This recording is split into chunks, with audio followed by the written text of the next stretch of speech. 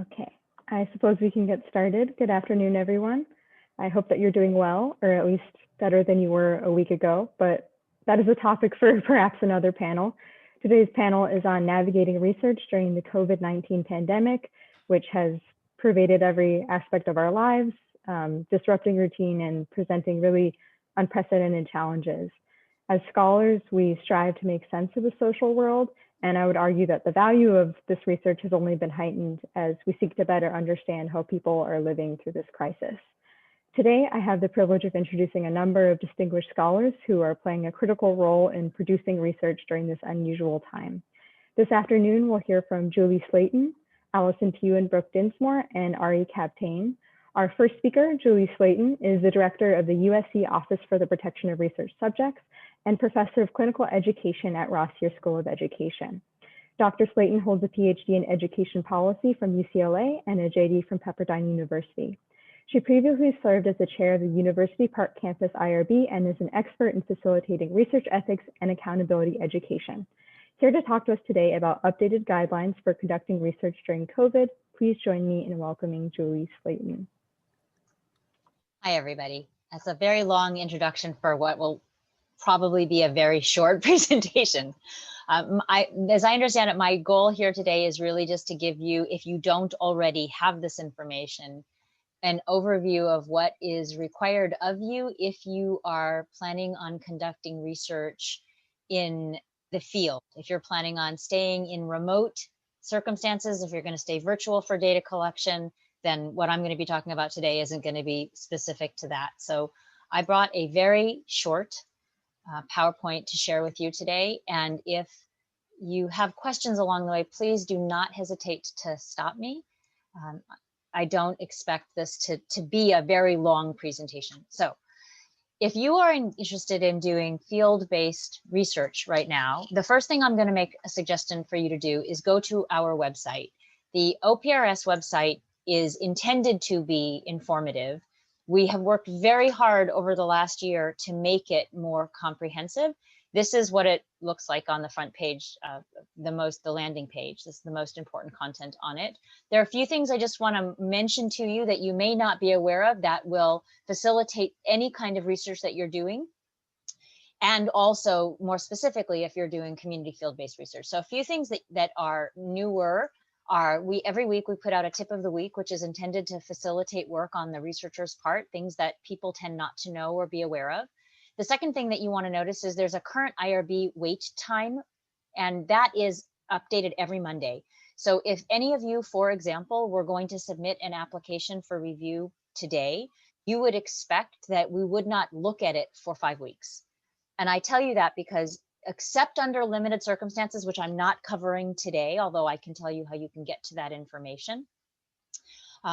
We take our applications in the order they come unless they happen to be a full board application. So that's a good thing to know so that you can get out ahead of whatever you want to be happening in the field.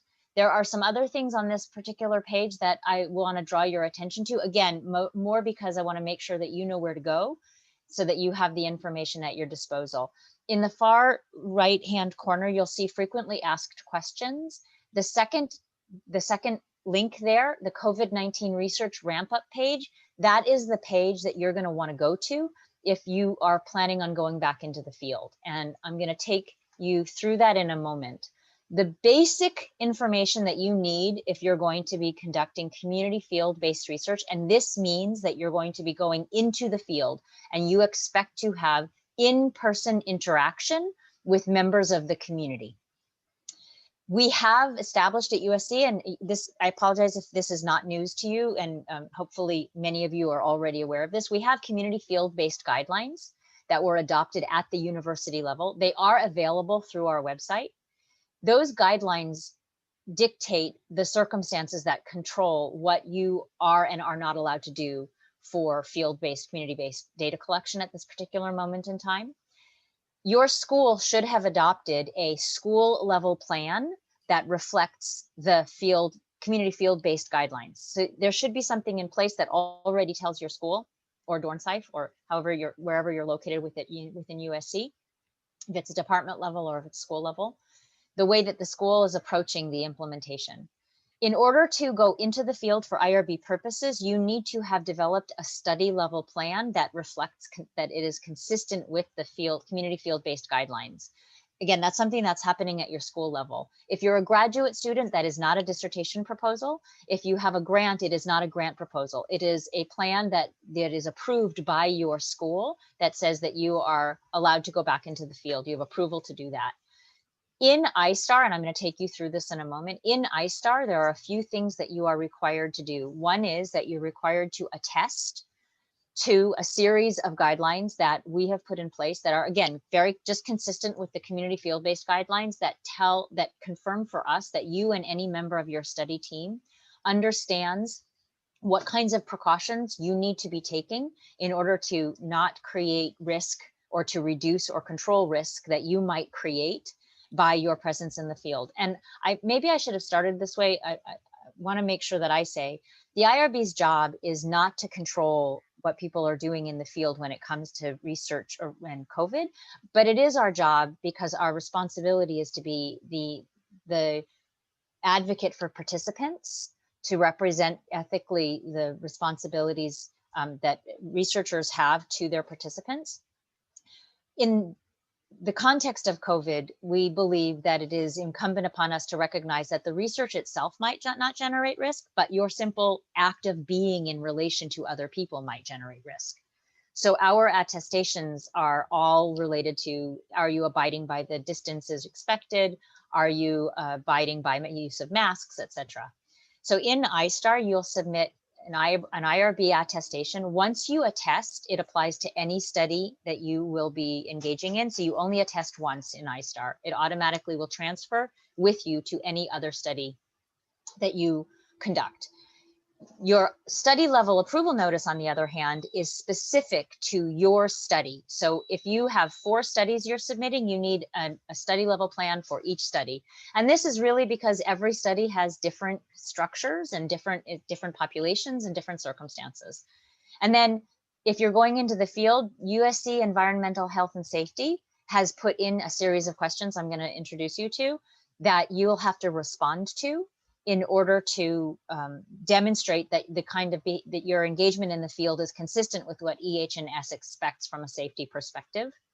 We've also constructed, or we've adapted, a COVID-19 information sheet. So that means even if you're doing an exempt study and you therefore do not need to have an information sheet or do not need to have formal consent, we are expecting you to disseminate information about the risks associated with COVID. And then the university has adopted a requirement that everybody who goes into the field will keep a daily log and must also collect participant information so that in the event, this is not contact tracing, but in the event that you discover that somebody on your own research team or you yourself is diagnosed as positive with COVID, that you're able to reach back out to those individuals and let them know that somebody has tested positive. So within the context of ISTAR, well, I'll just go back to our website. All of this information is on our website. So what you can see here is the narrative language that we have created for you to be able to read this. Hopefully this is visible to everybody. Anything that is in red, if you hover over it, it's a link. So you'll notice that the community field-based research guidelines, they are here, that the information sheet for COVID-19 research protection and participant notification is here. The method for storing that data is also articulated here. And then at the very bottom where you see attestation, approval letter, and information sheet, that COVID-19 information sheet is here in English and in Spanish. So if you're going into the field, you can get it in either language. We do not have it translated for other languages. So if you're working with other populations, then it would be incumbent upon you to figure out how you would translate it into those other languages. Given that the vast majority of our participants are either English speakers or Spanish speakers, we have it in both of those languages. In addition, on our website, we have 2 tables that offer you insight into what you are required to do depending on your circumstances. So if you look at our website and you look at these 2 tables, you'll notice one is for studies that were already underway before we had the shutdown in March. And it specifically speaks to if you shut down research or you went virtual and now you want to go back to direct in-person interaction. You'll notice here, hopefully you can all see it, that the information speaks to the category of review, the level of review, going from exempt to full board, as well as what is required if you're going to make that transition. So if you're required to have an attestation, if you need a PI, a study level plan, if you need to use the COVID information sheet, under what circumstances an amendment is required, whether EH&S review is required, etc. So all of that information is here on our website as well as on this slide. Now, once you're in iStar, where is all of this going to happen? The majority of the work that you're going to be responding to, or the questions you're going to be responding to, are in question 9 of the iStar application. So your attestation happens outside of the application. Question 9 in the iStar application is methods and procedures. Hopefully this is visible. I obviously am not able to tell how much you can really see. I'm making it, hopefully if I make it a little bigger, it'll be obvious. 9.1, this study involves, if you're going into the field, you'll be checking prospective data collection of data specimens. When you click that, the next question that you get, 9.1.1, is will anyone on this study have direct in-person interaction with participants? As soon as you hit yes to that, another box will jump up, and you can ignore the PI level plan question, goes directly to 9.1.2. Will in-person interaction with participants occur in the field or community? As soon as you click yes to that, the questions 9.1.2.1, I'm sorry for the numbering. I don't understand why iStar is this numbers this way. From 9.1.2.1 through 9.1.2.7, these are all these are all EH&S questions. So that's environmental health and safety. And hopefully what you can see is they are 6-foot physical distancing cannot be maintained. So they're all written in the negative. If your answer is yes to any of these questions, so for example, if you cannot, I'm going to make this up, if you happen to be going into the field and interacting with homeless individuals, you will have a difficult time probably maintaining a 6-foot physical distance. So we're not telling you not to do it. What we're telling you is that when you do it, you need to let us know. And then EH&S is going to be asking you, an open text box will pop up, and you will explain how are you ameliorating the risks associated with the fact that you can't abide by this requirement. So the goal here is for you to be transparent about, not that you're not going to have this kind of interaction, but that you have thought through and you are indicating how you are being responsive to those conditions as a result of being in the field and the risk that gets created as a result. EH&S will review your responses to these questions. If EH&S has questions back for you, they will reach out to you and they will let you know. Otherwise, they will approve your actions, and then you will be free to go. You will have an indication in the application if these questions are not cleared, we will not approve your study. So EH&S, just like we would with biosafety or radiation safety or conflict of interest, if you have an outstanding question from somebody besides the IRB, we're not in a position to approve until that's been cleared. Assuming that all of these pieces are in place, then you are set to go and you are able to go conduct your data collection. I think that might actually be it. That's it. So there you go. That's the world. I'm going to stop there and see if people have questions, and otherwise I will let you go on to the next other parts of your day. Thank you for this valuable information, Joey. I can field questions. So audience, if you have a question, if you could just use the raise your hand function or maybe put it in the chat, I can communicate those.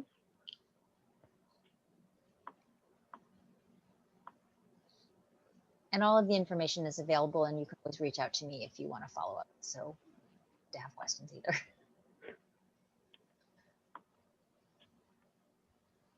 Okay, I'm not. Is that a Karina? question, Paul, or is that a goodbye? No, that's a question. Goodbye. Okay, sorry, I saw Karina. So how about Karina, and then we'll jump to Paul. Hi, Julie. Thank you so much for coming and giving us updates. I have a question. So because it's been a crazy time, I've had to kind of update my project in different ways. is adding an amendment, or will adding the amendment also take 5 weeks of review? Yes. Okay, Yes. thank you. Paul? Yeah, thanks, Julie. Thanks so much for coming, and also nice to see you, so Nice to speak, see you also. after our exchanges. Yeah, a couple of things. The simple one is this: as we were speaking about elsewhere, I feel as if the college has not been that great at communicating updates and regulations, etc. And so I don't even know where we go to get the information about the school. What did you call it? The school directed School, plan. yeah, the school level plan. Yeah, where do we get that from in Dornsife? Do you know? I do not, but I actually can find out and get that information back to you. Thank you. I have Really. an idea, but before, I would say that Steve Bradforth is probably the first person I would go to, but let me circle back around and check. Okay, yeah, much appreciated, Julie. Thank you. The others may be a bit more tricky. Some of us work with international grad students or postdocs who come, for a term to Yep. do research. So how does that work with the new pandemic restrictions? Do they apply on their own, or must they apply through a USC-based researcher? If they are, so here's the question that I think I hear is, if they're affiliated with USC, if they are visiting and they have a contract with us for what controls what their opportunities and responsibilities are, their constraints are, then we usually look to that, but they would have to go through USC if they're using our resources, if they're here as a sort of an extension of the university. Oh, I see. Okay. Now, let me give a specific example. One of the persons I have in mind is a grad student Fulbright scholar who's going to come to work with me in the spring. Would that person apply separately, and that person's PI then is the professor in Germany? Yeah. Or? Oh, so that's okay. So typically, what I would have said is you would be the faculty advisor for that graduate student while that graduate student was being hosted by you. And so that the graduate student would be the PI on that project, but you would be that student's faculty advisor. And assuming that that this feels familiar to everybody, as the faculty advisor, a graduate student cannot do research at USC without a faculty advisor. So you would need somebody to be representing supervision of that person, and then that faculty advisor signs off on the IRB application. Okay, so in this case, I would be the sponsor, but the PI is the grad student. Yes, that's right. Great, thank you. Thank you very much. Anybody else? So my email address is jslayton@usc.edu. Feel free to reach out to me, ask questions. We do social behavioral office hours. If people have questions about what you're submitting and you want to talk through anything, that social behavioral is me, biomedical is a colleague of mine, Kristen Grace. And hopefully you know where to find us, and have a great day. Thank you so much, Jolie. You're welcome. USC Sociology was fortunate enough to hear from one of these next speakers back in February when she discussed her fascinating work on connective labor. Allison Pugh is the chair of the Department of Women, Gender, and Sexuality and a professor of sociology at the University of Virginia, where she conducts research on how macroeconomic forces influence social connections and the process of meaning making, both at home and at work. Dr. Pugh's co-presenter, Brooke Dinsmore, is a sociology PhD candidate and a recent recipient of an NSF Rapid Grant for her project entitled Pandemic School Closures and Teacher-Student Relationships. Here to talk to us about conducting qualitative research before and during COVID, please join me in welcoming Allison Pugh and Brooke Dinsmore.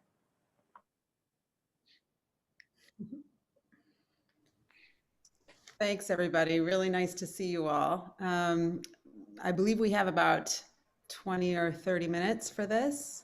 And the way Brooke and I have talked about this is that I'll talk for about 5 minutes, and then Brooke will talk for, I think, about 15, and then we'll have the rest of the time for Q&A. So anyway, great to see a bunch of you. I'm seeing some familiar faces. I miss LA and wish I was there, although I'm actually located in New York right now, which is quite fun. So I'm happy to be here during the pandemic. Speaking about, kind of qualitative methods during a pandemic. And, first I want to tell you very briefly why I'm here. And that's because I have a lot of experience in conducting ethnographic and interviewing based studies. Before I even got to sociology, I was a journalist. I worked for the Hartford Courant and for the Associated Press. And since I've come to sociology, I've done 3 major projects involving ethnography and interviewing, and probably interviewed maybe more than 1,000 people. I also, one of my most read pieces has been the article that I wrote on in-depth interviewing in 2013 that showed up in the American Journal of Cultural Sociology, in which essentially I was arguing that interviewers are not just stenographers, that we instead do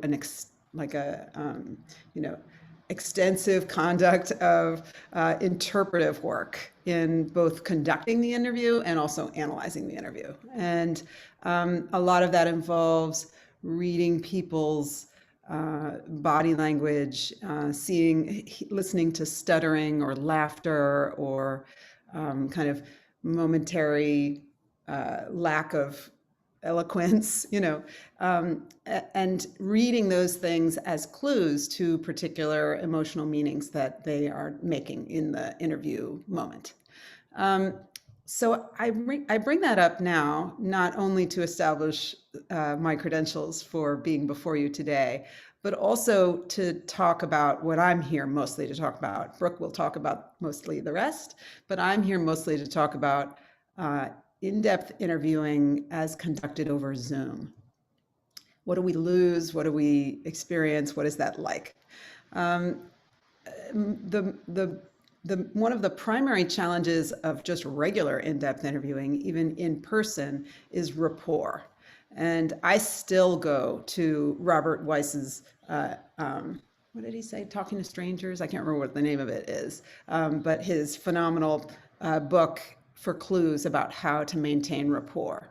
And so mostly I would summarize those clues as being modify your own intent and kind of project focus to incorporate what they want to talk about. And when you sense that you're losing rapport with your interviewee, you need to stop and adjust what you're doing so it's a little less intrusive and a little less of imposing your own goals for the interaction. So you have to do a little more reflection, do a little more, live a little bit more in their shoes.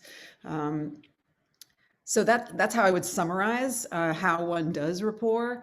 And the upshot of what I have to say is the conduct of rapport building is essentially the same in Zoom or teleconferencing interviewing. You reflect not just what you hear them say, but also what they're saying kind of underneath.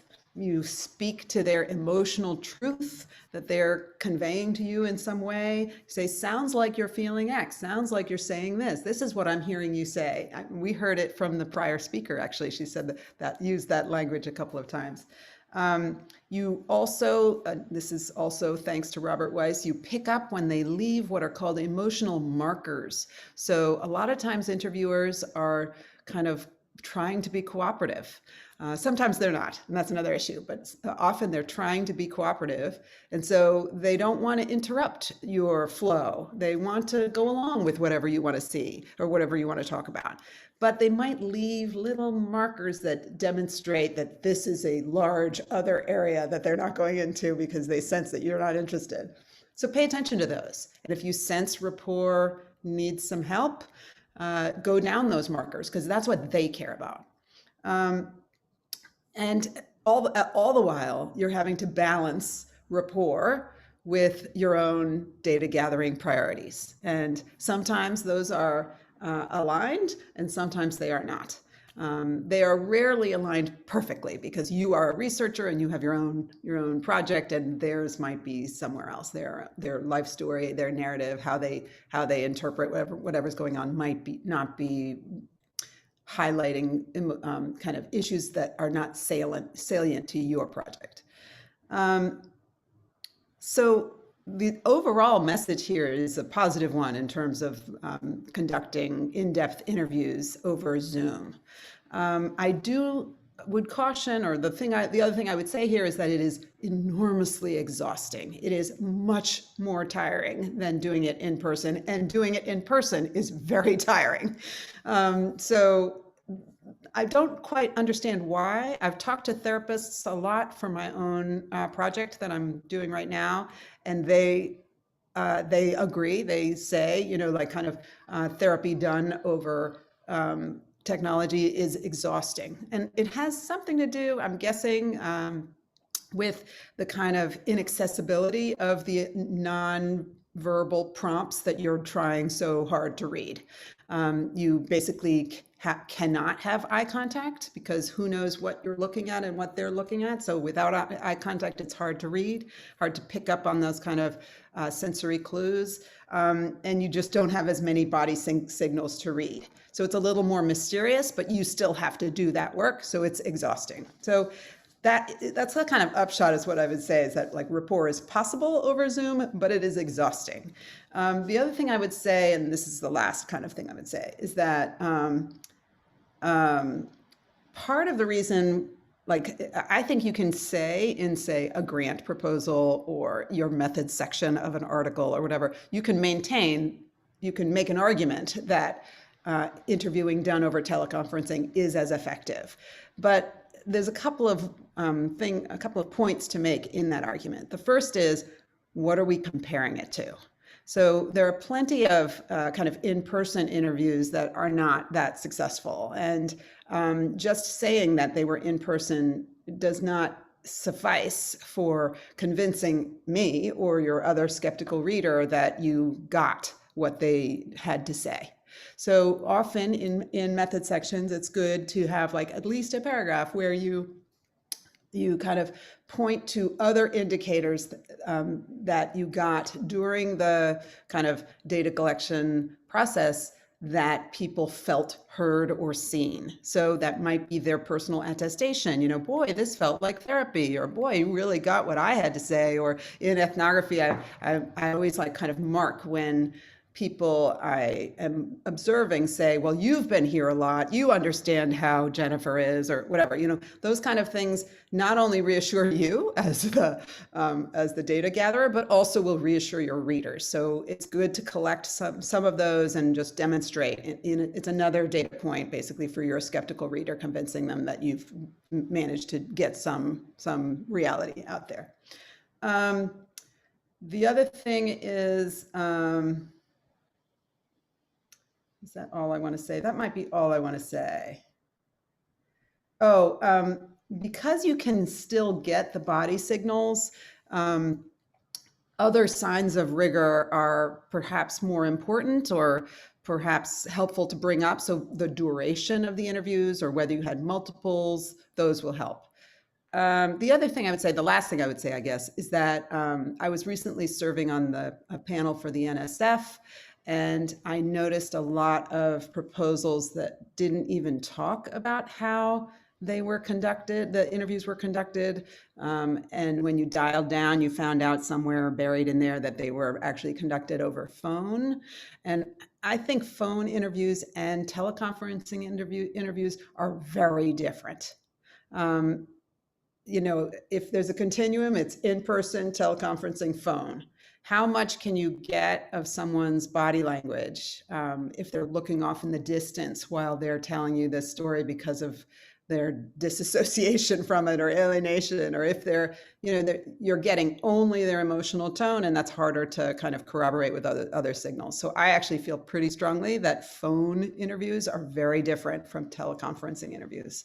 That said, we have to make all sorts of adjustments in the pandemic, and you can certainly kind of make other, you know, kind of statements to justify those kinds if that's what you have to do. But I'm just saying you have to be straightforward about what you are collecting and how good it is. Now I'll turn it over to Brooke, who is right now in the middle of an extensive qualitative interviewing and observational project that started out in person. So she'll have a lot to say. Yeah, hi everybody, and thank you so much for having me. So today I'm going to be talking just a little bit about what I've observed in my work about sort of the benefits, the challenges, and also the adjustments that need to be made to both interviews, but also observations right now. So to give a little background, my dissertation is a comparative ethnography of 2 high schools addressing how school cultures shape inequalities in teacher-student relationships. And as Allison alluded to, I began this research in person during fall 2019. And when COVID hit, I transitioned online in March 2020. Since then, I've also expanded the scope of the project to address the COVID-19 pandemic, and I received an NSF Rapid grant to support that expansion. So specifically, my project now addresses how teacher-student relationships are mitigating or amplifying inequalities in student experience during virtual schooling. And currently my project involves 3 forms of online data collection. So first, I'm collecting online interviews with teachers and students. I'm doing those over Google Meetings. I completed 64 between the spring and the present. I'm also doing synchronous online observations. So I'm sitting in on classes over Zoom and Schoology, as well as extracurricular activities and meetings between faculty. And then lastly, I'm also observing sort of asynchronous teacher and student interactions on online learning platforms. So today I'm going to mostly keep my remarks kind of specific and practically focused, really kind of raising like what I see as some of the adjustments that researchers are having to think about and make. So to start off with interviews, the first major difference that I've really found between in-person and online interviews is that participants at times seem less comfortable sitting in silence during interviews and more likely to rush to answer questions, even if they didn't yet have much to say. And both in my experience and that of my participants, I attribute this partially to how being on camera can make us feel hyper-visible. So I've started asking high school students questions about what being on camera in class makes them feel like, and they bring up words like overexposed and uncomfortable. So consequently, I found it's really important to alter your interview guide to build in more space for participants to reflect.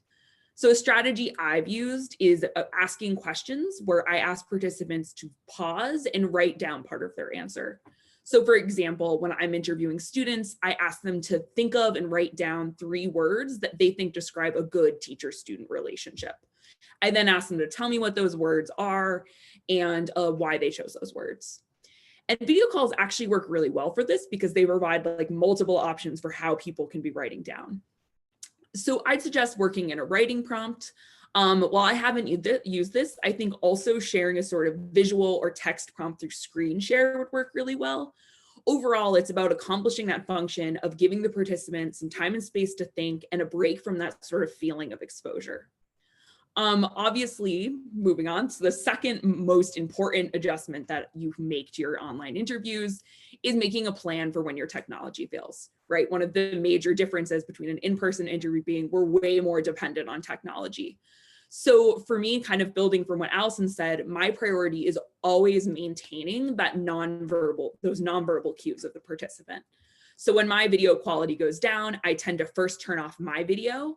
I'll then try going to FaceTime so that we can use the cell phone connection instead of Wi-Fi. And my last resort is really going no video on the participant's end. But I'll say really what's been most helpful for avoiding these technology problems for me has been upgrading my internet quality. And I was able to use a department research grant to do so. So for graduate students, I really recommend kind of exploring whether your department, whether your school has money available that could be used for that purposes. And faculty members, I think this is something really important to advocate for on behalf of graduate students. Many of us live with roommates who may also be working from home, and we probably also had the very basic internet package. So this is like a place where a little financial resources make a big difference. The third adjustment to think of when it comes to online interviews is the kind of different ethics of privacy and consent in the home. So one of the main ethical issues that differs is our participants may not be in a private space. And I think what's really important to think about here is how much control your participant population has over their time and space. In my work, right, I'm working and interviewing teenagers who already have very little control. And what I have found is the pandemic has lessened this even further and has done so in a way that is the most impactful for my working class participants. So, you know, I've talked to kids who are watching their younger siblings in the background, who are like in spaces where family members are walking through. And it's just not that private. Whereas if we were doing this interview during normal times, I would have carefully picked, right, this private space. But taking this into consideration, my decision was actually to largely leave privacy in the hands of my participants. So I actually don't ask them in advance to try to get to a private space. And for me, the decision was made in part based on the fact that I don't have a lot of highly sensitive questions. And also that if I was asking them to kind of seek out privacy, I'd really be placing an additional burden on them that would fall most heavily on my least privileged participants. But one kind of alternate strategy that I would suggest, an advantage of an online interview, right, is that your participant can move. So if I had more sensitive questions in my script, I would kind of condense those to one section and really warn the participant beforehand so that they can kind of move to a more private space, even if that space is less comfortable and they're not going to stay there for the duration. Another consideration here is gaining consent. And I've actually been using Qualtrics to do online consent forms, and this has worked great. And I actually believe this is what I'm going to stay with when research goes back to normal. Qualtrics consent forms are awesome because they can be completed on a mobile phone. They actually adapt really well to that format. It's much easier, I found, for youth to get their parents to fill out a consent form. If anyone out there works with youth, you know that's like an endless struggle. And lastly, you can also combine the consent form with your demographic form. And that makes it much easier to kind of download and arrange your demographic information. And then the last issue that I would raise here when it comes to interviews is really specific to doing interviews during the time of COVID. And if you are going to have an alteration or part of your interview schedule that is specifically addressing people's experiences during the pandemic. And here, in my experience, the structure and order of the interview has been really important. So really specifically, I found it's really important to think about what period of time during the pandemic you really are interested in. So what I found is that late in the summer, when I started asking people about the pandemic, I would get very different responses if I asked about March and April versus the present, right? So it's worth really thinking about, like, are you interested in that initial period of crisis? Are you interested in more in adaptation? We also may be going back into a period of crisis. So the temporality of the pandemic is really something to consider. Relatedly, if you are going to ask participants like to move from COVID to their pre-COVID lives, it's really helpful to explicitly tell them that you're going to be doing that. I found that if I didn't say, you know, you can draw on all 4 years of your school experience, then participants would really just answer from COVID. I think it's hard right now for us to think back and draw upon our like pre-COVID lives. So I think, as kind of Allison said, the good news is if you kind of manage these new issues, feelings of exposure, technology, the new privacy and consent considerations, I actually find really not much has changed. You can still get really high quality, in-depth data through interviewing. And I think in some ways there's even some advantages to online interviewing right now. So, you know, they're more convenient for participants, greater control over time and space. They also provide an additional window into people's lives, right? You see their children, their spouses, you might see their pets, and all of that can be an opportunity to build rapport and gain more information. And as Allison mentioned, I'd say the one big disadvantage would really be that they are way more exhausting. It's definitely something to be aware of. Going to my second kind of main method I'm engaging in, ethnography. And here I'm sad to say that particularly if you're a researcher looking at a normally offline institution that has moved online, the outlook is not as bright. I think I've actually seen a major disadvantage that's arisen in kind of doing online fieldwork right now, which is for me, the loss of informal times and spaces. So as a school ethnographer, most of the times when I'm building relationships with participants, it's happening, in those few minutes before class starts. It's happening, when students are working one-on-one or in groups. Sometimes it's even happening while the teacher is talking, if you've ever been in a class with high schoolers. And what I've really found is that those meetings, there are just less of them when you're going to school on Zoom. Practically speaking, I think it's just there's less downtime that is in public, right? Now when people are having a break from class, their camera's off. There's also less privacy, right? In a group Zoom call, there is not really a way to have a side conversation that's one-on-one. And I think another really important thing to keep in mind is that it is also, in some ways, deepens the power differential. I've really found that students in particular feel very much on stage whenever they're in a Zoom, right? They're very aware that their teacher could be watching them at all times. Whereas in a crowded classroom, right, there's a lot more privacy and space to not be visible by the teacher. And this loss of informal, casual, private spaces, right, has real consequences for ethnographers. I'd suggest it's harder to meet new people. It's harder to build and deepen the relationships you do have. And there's also another significant loss here is you lose access to gossip, right? So you lose access to any information that is not institutionally approved and passed around. So these, and all three of these, right, are very important components of a successful ethnography.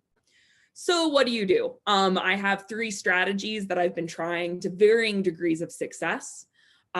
First, be really ready for when these informal times and spaces do occur, right? So I've found the beginning and ending of meetings, you still get a little of that informal chatter at times. So even more so than ever, if you're doing ethnography, be the first to arrive and the last to leave. I also found there's a bit of a dynamic that about, like, the saying, when the cat's away, the mice will play. There's that dynamic, and I find it works in both directions, right? So if I'm on a call and a teacher's having technical problems and can't be around, the students are going to be talking amongst themselves. But weirdly, also, if students are like in breakout rooms and it's just me and the teacher, or me and the teacher and the teacher's aide, that's another place where there's going to be these side conversations, these informality. So if you're doing ethnography, you're doing online observations, I recommend prioritizing accessing spaces where conversations between equals are taking place. And there's less of that surveillance one way or another. And lastly, I recommend just doing more interviews with more people. These seem to have really changed less, and it's one way to kind of make up for that otherwise loss of data. I want to just conclude by saying that, like, when it comes to ethnography, I think even with some of the strategies we're losing, there is a really significant loss here that we have to kind of reckon with when it comes to this method. But I also just want to suggest that that loss can actually give us insight into the feelings of our participants. So when my ethnography first moved online, I was like, why does this feel so much more isolating than in-person ethnography is? And I really realized I felt like a ghost, right? No one was seeing me, no one was talking to me. But to my surprise, when I started interviewing teachers and students, they felt the same way, right? So my students said things like, I don't know my teachers and my teachers don't know me, right? I was asking a teacher how online teaching was going, and she said she hated it because she felt like she was leading a seance. She felt like it was just ghosts out there. So I think in this case, right, it's about also understanding the sort of emotional experience of these online spaces. And I'll end there. Happy to take any questions. Thank you so much for this wonderful presentation. Obviously, it's not ideal to conduct qualitative research mediated by a screen, but I think you've given us a lot of useful strategies. If people have questions, if you could just raise your hand or put them in the chat.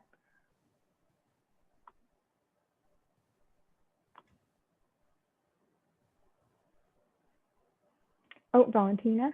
Yes, I have a question. Thank you so much, Brooke. It felt deep into my heart, whatever you were saying. So that's great. So I was wondering if you have some more ideas about the role of the observer itself. It seemed to me like we had a choice when we were in the field before, right, of how much of a participant we wanted to be. And in some of the stuff that I'm observing, it's hard to make the choice because you know, the rule would be, oh, you have to be the second least talkative in the room, and you know, most of the people don't talk or have their screen off, so it seems that rule doesn't work any longer. And so I don't know if you have some thought about this kind of, you know, dynamic between being a participant and observer, and what's your experience in the field? Yeah, absolutely. I feel like one thing that's happening for me is that other people have way more control over my role than I do. Like for me, it's a lot of like, if a teacher, for instance, is like doing a group activity, they, as the controller of the Zoom, control whether I am assigned to a room with a group of students, right? Or whether I remain in the main room. Similarly, if like they're doing a go around and have everyone do introductions, sometimes I'm in the awkward space where I have to like intrude to get my introduction across in a way that feels much more intrusive than in person. So I completely agree with you. And I think there is this sort of lack of control you have over the role. One thing that I've found some way helpful is like using the private chat function. So most of the time now when I like enter the room, I will like immediately like private chat the teacher and just be like, good morning, and like try to strike up a little side conversation with them, which I find is helpful, just so that they like remember I'm there. And also I can ask to be included in things.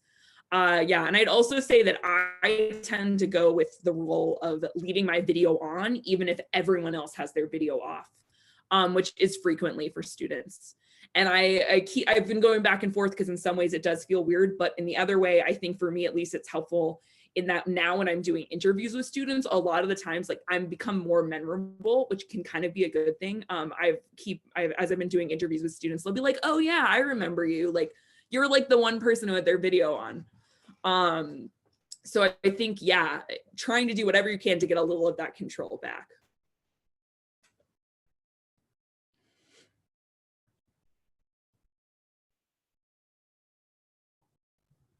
I have a question as well. Dr. Pugh, you were talking about all these different forms of interview methods like Zoom or phone call. I feel like in my project, I'm doing like a mix of both because some people I'm speaking to Latinx entrepreneurs, and some of them are just super busy given this time that they just prefer a phone call. And so it's I feel as a researcher that it's important to kind of meet them where they are and meet them where their comfort is. And especially when it comes to asking them sensitive questions about like startup costs for their businesses, I always get the smile like, oh, like the awkward smile of like, oh, I don't really want to talk about finances with the stranger. And I found that sometimes, yes, asking them at the end is better, but there's times where even at the end, I don't have that rapport for those very personal questions. I am trying to kind of follow up, via message, so we don't have to see each other like face to face to talk about like startup costs, more sensitive things. I guess, do you see grant institutions and funding sources being open and like forgiving, I guess, given the circumstances, given the messiness of it all? This is a great question. And I notice in the chat, you're not alone. I have a couple of things to say that are kind of contradictory. So here you go. The first is very practical. Some people don't like talking about money, and it's not necessarily about rapport, or maybe it is, but sometimes, and you might experiment with this, kind of cut and dried information, even of a very personal nature, I will put on a document that they fill out. So it's almost like, and there is actually good research that people are more honest with computers than they are with people. So if they kind of perceive that it's somehow kind of not a person that they're telling it to, but instead I'm just filling out a form, they might actually tell the form, if not you. So that's the first thing. The second thing is a more global point, which is, I'm not saying you aren't, so it's more, I'm not aiming it just at you, but I think we need to remember to take our own work very seriously. And even before the pandemic, busy people want to do it on the phone. And I know we want to not be a pain. We don't want to be, unduly imposing on people who are giving us the gift of their time and information. Like I totally get the kind of seeming imbalance, but I also know that for decades before the pandemic, busy people will meet in person and tell their truths to others. And in part, like, you can read the studies, like people who meet with CEOs as part of their project. I'm thinking of, Michelle Lamont interviewing all those people, or Mary Blair Loy, or, anybody who does any work with medical workers, So on the one hand, I totally get it that they're busy. You don't want to impose. This is a terrible moment. I totally understand that. But on the other, I want to say, I would recommend that you be more forceful about what you are asking them to do, that remember that they do get something out of the interview, that it's not just a sacrifice on their part. They do, very few people have the chance to be heard, even for an hour. That can be transformative, or at least a momentary release. So, and in addition, what you're doing is going to help society. Like, you have to believe the stuff you're writing on your IRB thing. So that's the kind of second thing I would say, is take your work, give it its honor, and don't be afraid or whatever of asking. If that doesn't work and there's nothing you can do, and this is what you have, will grant makers and editorial referees cut you some slack? I have no idea. It's my impression that quantitative scholars don't really understand the loss. So they're like, phone, teleconferencing, what's the difference, or whatever. Like they don't really get it. They don't get what you're losing. But I maintain that you are losing something, that the information you get over a phone is more transactional and less interpretive. By transactional, I mean or maybe just more an exchange, more kind of like, I'm getting information, rather than this is how they may have said they were feeling, but this is how they actually were communicating that they were feeling. You can still kind of do some of that, but your evidentiary basis for that will be weaker. And so that, that kind of interpretation is hard and scary to make anyway, because you're making assumptions about people and you're reading between the lines. And it's just, the more kind of sensory information you get to make those presumptions of yours more confident, the better. And also that experience of being in the same place as someone, metaphorically, because of course, because of Zoom, we're not all in the same place. You do have some kind of rapport or building, and you might get a better truth out of them. So yeah, I don't know what people will say. I imagine the more quantitative, ironically, the more quantitative the kind of funder or the journal, the more you'll probably get away with it.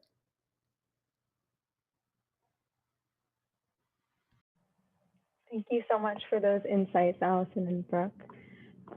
Our final speaker, Ari Kaptein, is a research professor of economics and the executive director of the USC Dornsife Center for Economic and Social Research, where he oversees the Understanding America study and the presidential election daybreak poll.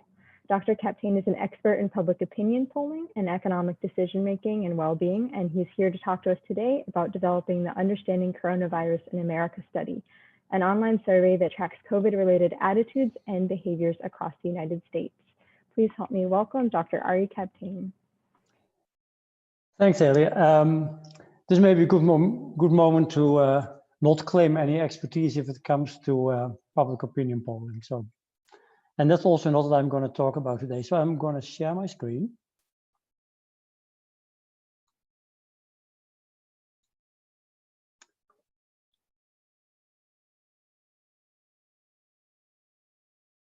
So this is a bit of a bird's eye view of a project that we have started doing since March, which of course started in March because that's when the pandemic started to really bite. So what I'm going to talk about is a little bit, we collect data. We have collected data since early March about the COVID pandemic. So I'm going to talk a little bit about how we do that. I'm going to talk a little bit about the context in which we do that, and then I'll also give you some examples of things we have found. And as you'll see, there's just many more things that we've done, but I'll just pick a few that I think may be of interest to the people on the call. So this is done in the context of what we call the Understanding America study, which is an internet panel, and I'll tell you a little bit about what kind of panel it is, because that's important in order to understand what we did and how we do it. So it's an internet panel. It's a panel of individuals in the United States. So these are people who answer questions regularly over the internet. And there's a few distinctive characteristics. So the first is it covers the whole population. That is, we draw people from US postal addresses. And if people don't have internet, we give it to them. So we give them a computer, tablet, and we give them broadband internet if they don't have it. So that in that way, we allow anyone without prior internet access to actually take part in the study. We started in 2014. The panel has grown over time.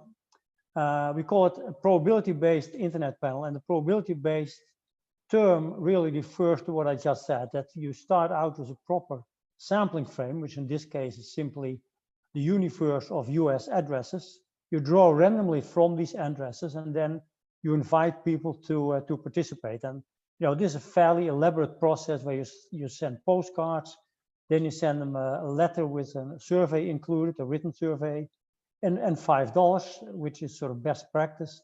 Then you also promise them $15 if they return the survey. But at the end of that survey, it also asks if they have an interest in participating longer term studies. And if they say yes, then reveal to them it's on the internet. And if they then say, well, I don't have internet, then we give them the tablet and we pay for their internet connection.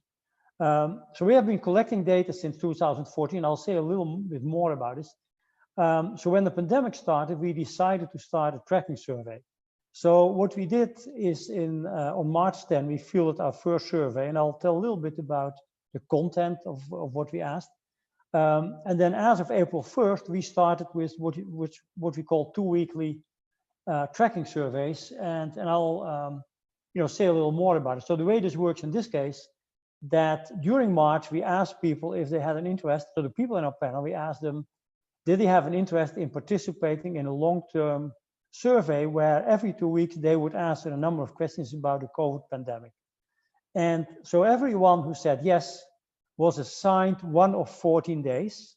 And so if someone, for example, was assigned to the first Wednesday of the first week, then the same person 2 weeks later would again be assigned to the same day. And that was true for everyone. So everyone had a given day every 2 weeks in which they would answer questions. And then we track their answers over time. And so roughly 7,000 people or so consent. That's actually a little more. And what we then did, and on the right, what we did many things. We made data available, and I'll show you a little bit how this goes. But we also generated graphs. And I'll show you a number of graphs that I just copied from the internet. But on the right hand, here is just one example of such a graph. So this is a graph that asks people whether they have a job or not. And on the horizontal axis, you can probably not see it, but there are just dates.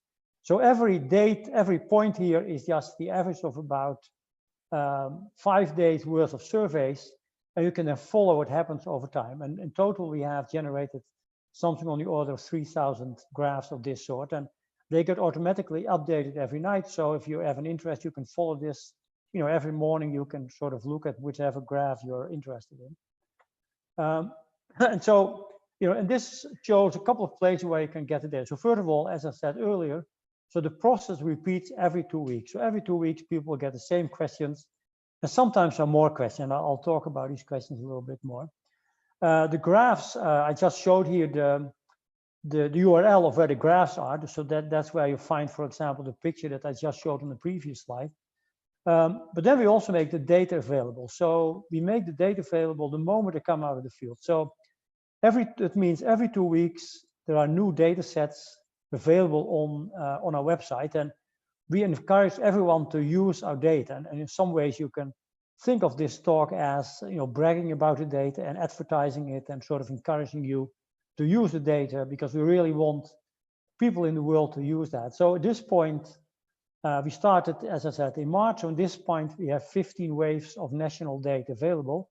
That's 15 waves of these bi-weekly surveys. And then there is something I didn't tell you, but actually in LA County, we have more waves, because every other week, someone gets to answer the questions in the national survey. But then in the off weeks, we ask them we give them a shorter module of questions that are specific to LA County. So, for example, if someone is assigned the first Tuesday of a 2-week period, then the same person gets the second Tuesday of the 2-week period, the LA County survey. That's why there are 15 waves of the national data and 29 waves of LA County data. And for example, the LA County data are used, for research, but also, for example, by the Department of Public Health of Los Angeles County. So as I said, we really want people to use the data as much as we can. So we try to make it user-friendly and make it available on a really wide scale. So at this point, we have a little over 200 research groups worldwide that are using our data and write papers about it. And we see the results because, we get a lot of the papers are written. So there is sort of this influx of papers that have used the data and, submit to scientific journals and send working papers to us. Importantly, we have added a lot of contextual data. And by contextual data, I mean data from outside the interviewer or the interviewee, but related to where, for example, the interviewee is living. So there is information on the local infection rates in the county. So if you want to, you can then link that to the data. So then if you want to sort of understand, for example, how much people are concerned about infections, you can relate that to the infection rate in the county. Or you can relate it to policy measures. If there's a lockdown, you can look at how people's behavior may have changed as a result of the lockdown, etc. So these can be downloaded together with the rest of the data sets. And we started this in March, and this is a pretty expensive affair to do. So initially we got money from the Gates Foundation, and we sort of cobbled together some more funds from different sources. But now we got more structural funding from the National Institute on Aging, so we'll be able to keep doing this until the middle of 2021. And then, of course, it depends, where the pandemic is. Maybe that's it. Maybe it has run its course. Maybe that's it. But it can also be that we're still in the middle of it, and then hopefully we'll be able to keep going. So there's really two kinds of contents in these surveys. So this is just a broad list of the type of questions that we ask every 2 weeks. So, and they're pretty obvious. We ask for symptoms and testing. We ask about knowledge and expectations, about protective behavior. I'll give some examples of that. About risk perceptions, to the extent to which people are really worried about the risk of getting infected. We ask about mental health effects, some about substance abuse. And then there are other items, discrimination and stigma, food insecurity. I'll give some examples. Obviously, we have questions about social safety net, about benefits, about food insecurity, labor market outcomes. There was an initial idea that the pandemic might also lead to an increase in crime and safety. So we also asked people something about, whether they have seen any crime in the neighborhood or whether they feel unsafe. So these are the questions. They're in the core. So these really are in the graphs that I've just shown, and they can update it every night. But then in addition, we add special modules. For example, we have now, I think, had 4 special modules on education. And that's particularly about families and whether children or students in the family now study from home. They have to use Zoom or something else. It has an effect on family life. So we have a number of modules that deal with that. We ask a number of questions about behavioral health, for example, social media use, how that's affected by this, or how, on the other hand, social media use affects one's behavior or one's opinions about it. Alcohol use. So these are all one-offs, or sometimes twice or three times. We have a more extensive model about mental health, PTSD, food security. I'll talk about food security a little more. Use of cash, which may sort of a strange topic, but one of the ideas early on was that people are worried about touching things that other people have been touching. Then you don't want to use cash. So the Federal Reserve Bank of Atlanta then asked us to do a survey in which we asked people, whether they pay with a card, use cash, etc. And to sort of, as an aside, I'm in France right now, and when the pandemic hit, all the shops and all like supermarkets, department stores, they all immediately made sure that everyone could pay with a card. Also, the smallest bakery, you can pay with what you call with a touch. They call it contact here. So you just swipe your card, and they did this really because they wanted to minimize physical handling of anything that might lead to contamination. And then, of course, there were questions about the lifting or stay-at-home orders, generally opinions about lockdown, and more recently, what has become really important, I'll show you a graph, is how people think about vaccination. If a vaccine is available, will people actually get vaccinated? Because if the vaccine is available and no one gets vaccinated, then of course that's not going to help very much. So I'll talk a little bit about that also. So that's sort of roughly the content of what we're doing. So in terms of analysis, and this is sort of another plug for UseMe data, is that we're not only collecting this data, but the panel members have been in our sample for quite a while. So we know a lot about them. For example, we have personality measures, and we have cognitive tests. And we know a lot about their labor market history, and we know about the finances. So you can then connect everything that you're collecting in these 2 weekly surveys to the background information that's already available. And then, of course, I already mentioned the contextual data. So let me give you a few examples of things that we have done, that we have seen. So this is a graph from a very early survey. So this is one of the things we saw very early on. So we asked people who had a job, could you actually work from home or not? And what you see here, and it's not surprising maybe, and certainly I think by now everyone knows about it. If you break this down by education level, then people with a GED or below, you see only about 16% say they have a job they can work from home, and the rest really has to go out, and so they have to work not at home. And then if there's some college, that shifts, and if people have college and above, then you see the majority actually say that they can work from home.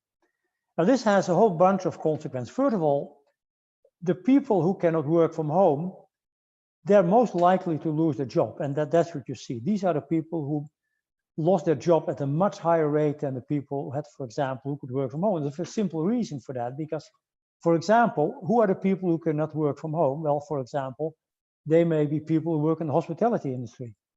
They work in hotels, they work in restaurants, they work in bars, they may work for airlines. And of course, these are the sectors of the economy that got shut down because of the COVID risk. So that immediately then generated much more unemployment for this group. But then in addition, those people who were going out and did not lose their job, they were more exposed. So you see also that this group, so they're more likely to lose the job, and those who keep the job are more likely to get infected. So it's a double whammy of really bad consequences of the pandemic. And you see all of that also in more recent data. And that's also why you see differences in infection rates by ethnic groups and also by education, for example.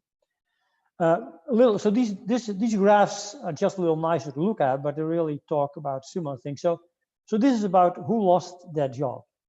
And if you look at this, the yellowish and orange, these are men and women who have a college degree. And so they started out in March, and about 74% had a job, and it falls to 9 percentage points, and it goes up a little bit. This is until about, I think, June and July or so.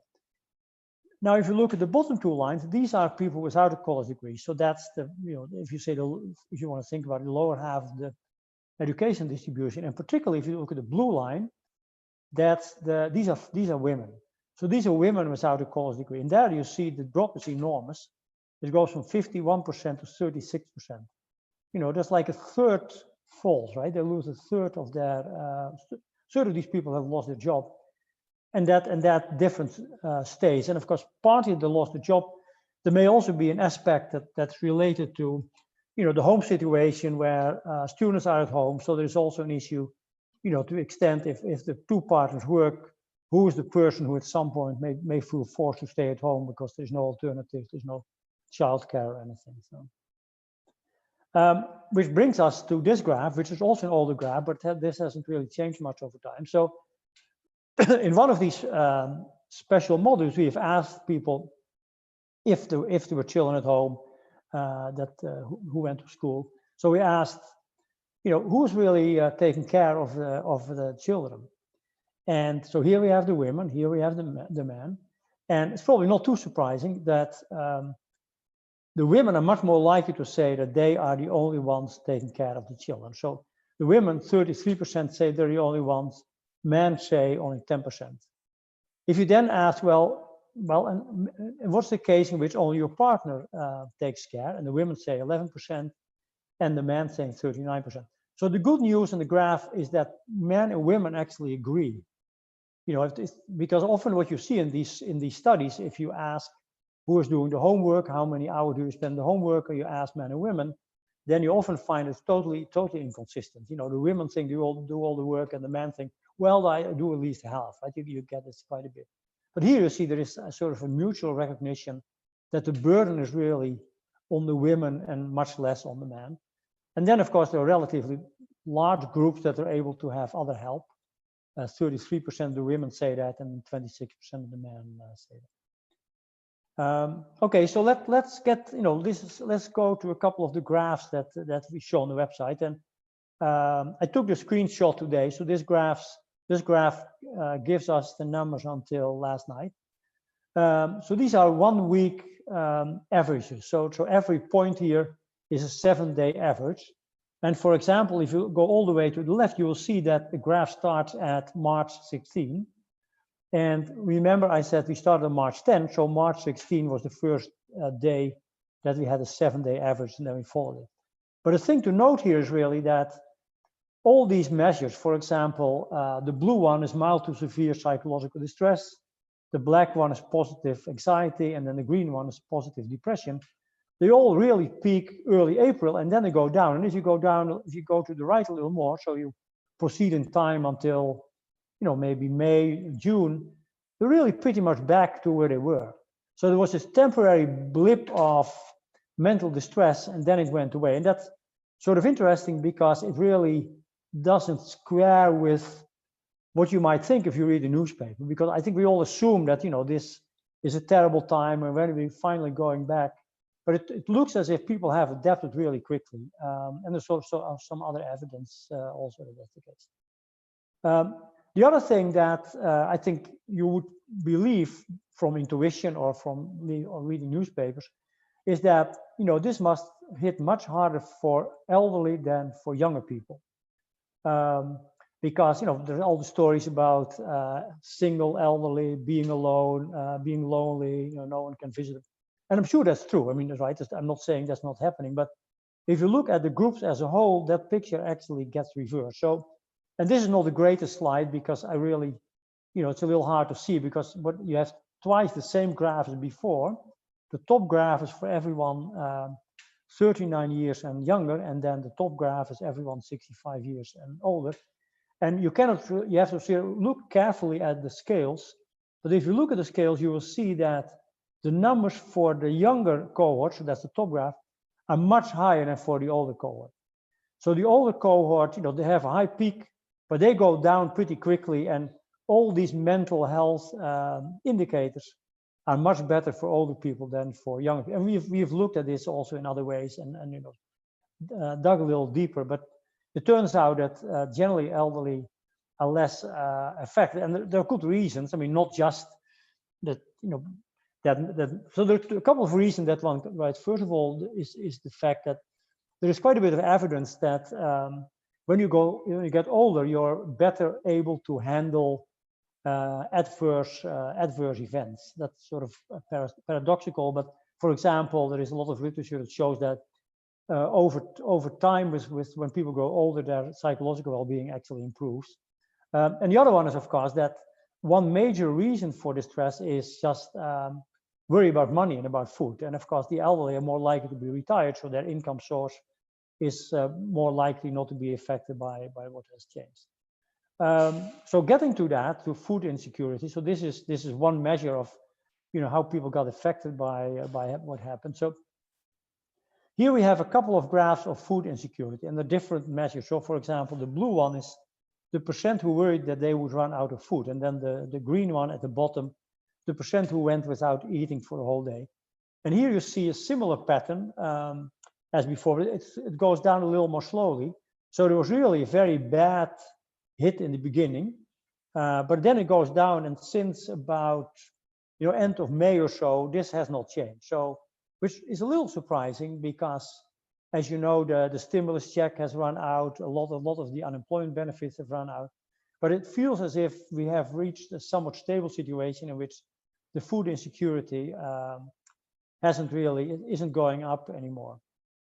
Now, that doesn't mean it's good news because, these are still high numbers. And sure, and once again, if you look behind the scene or behind the numbers, if you like, more in detail, then of course you see, stark disparity. So for example, here we look at the period until August, and you see, for example, that families with children are more likely to experience food insecurity and more worried about running out of food than families who don't have children below 18, right? And of course, particularly families with children, that's more dramatic if you really cannot even feed your children. Another way, of course, to look at it is just look at family income. And now it gets really stark because the blue line is for really low income families, less than 25,000 a year. And you data, they're worrying about running out of food at least 30%, which is really an incredibly high number. And then obviously when income goes up, you go to the black line, and then that gets a little better. Here we get to protective behaviors. And I'm just gonna, so the black line is whether you had close contact with co-residents. So that has always been high, and that's not strange. I mean, if you live together, that's not suddenly going to change. But for example, the green line is whether you had close contact with non-co-residents. In other words, did you visit your neighbors or did you go to a dinner party with friends, right? And that was about 40% in early April, and that has gone up to about 70%, almost 70%. And and of course that's one of the prime movers for generating contamination, because even small groups meeting together in a house indoors is known to be one of the main causes of infections. So this has gone up. So people really have relaxed their behavior, and there's really no sign of it going down at all. And then finally, and this is sort of, if you like, the hottest topic for the moment, which is that, as you know, we're sort of getting closer to having vaccines that may be effective. But then the question is, are people actually going to take the vaccines? And by the way, just ignore the blips in the middle. That's because we skipped a couple of surveys, which after the fact wasn't such a great idea. But the overall trend is, in the beginning, sort of more than 80% of people said, well, if a vaccine is available, I'll take it. And what you see if you go to the right, so you see over time, that really has gone down quite a bit. So now we're down to maybe 60% or so. And that's important because if the number that falls too much, then having a vaccine is really not going to stop the pandemic very quickly. Then it's going to take a long time before the pandemic is over. And of course, that has many consequences. I mean, many people will die, more die than otherwise would probably, and it has economic consequences because all sorts of sectors in the economy wouldn't really be able to go back to normal until we know the pandemic is under control.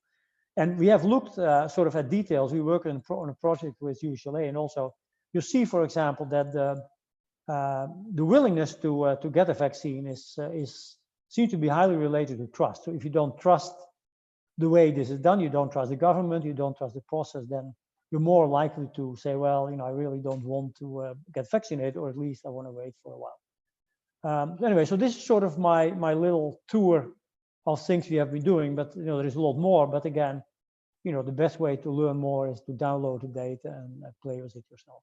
Thanks. Thank you so much, Ari. You've given us a lot to digest, and hopefully people will be able to download the data from the website. I'm just going to see if there's any questions. I had a list of prepared questions, but you actually covered them all. So great comprehensive presentation. We also ran over, I think, so. Right. I want to make sure I respect people's time. So if there are no questions, thank you again, Ari, for sharing your expertise with us today. And I believe this concludes the Fall 2020 Colloquium series. We do have a slate of excellent speakers lined up for the spring. The first one will take place on January 20th when Chelsea Johnson will be giving a talk. So stay tuned for more details on that. Thank you, everyone. Thank you.